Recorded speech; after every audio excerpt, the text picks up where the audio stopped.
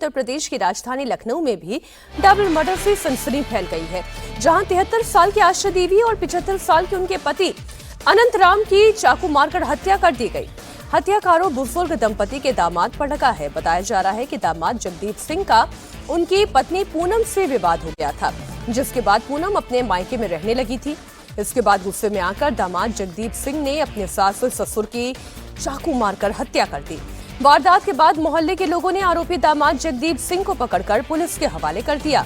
ये पूरा मामला लखनऊ के आलमबाग इलाके के गड़ी कनौरा का है।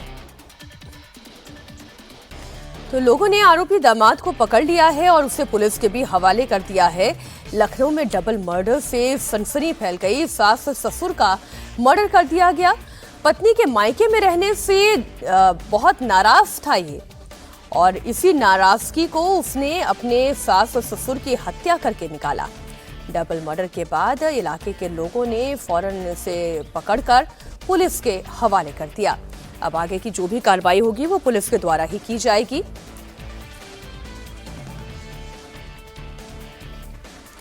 आपने अभी अभी एक खबर देखी, कैसे एक बुजुर्ग मां की और उसके बेटे की हत्या कर दी गई दिल्ली में।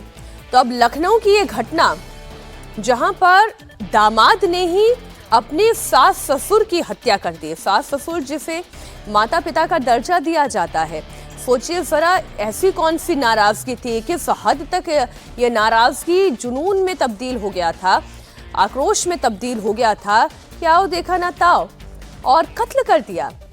रुचि कुमार मेरी सहयोगी इस वक्त लखनऊ से लाइव जुड़ी हुई हैं। रुचि, इतनी क्या नाराजगी हो गई थी कि सीधा कत्ल ही कर दिया अपने सास ससुर का?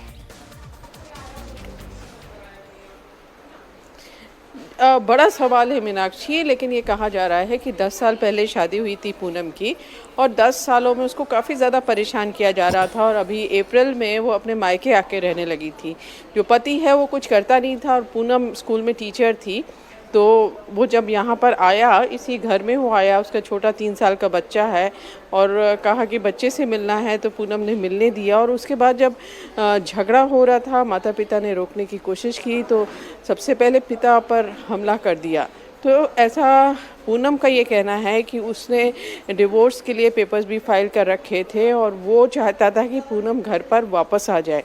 और पूनम की हालत आप देखेंगे, आप उससे बात करेंगी तो बहुत ज़्यादा तकलीफ़ में है। उसने अपनी आंखों के सामने अपने माता पिता का कत्ल होते देखा है।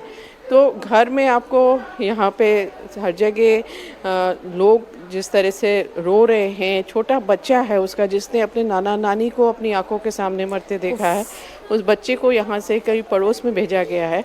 तो काफ़ी ज़्यादा ऐसी घटना, हत्या होती है, और वो भी एक बच्चे के सामने इस तरह की घटना का हो जाना वाकई में उसके लिए किसी ट्रॉमा से कम नहीं है। बहुत शुक्रिया आपका रुचि पूरी जानकारी के लिए।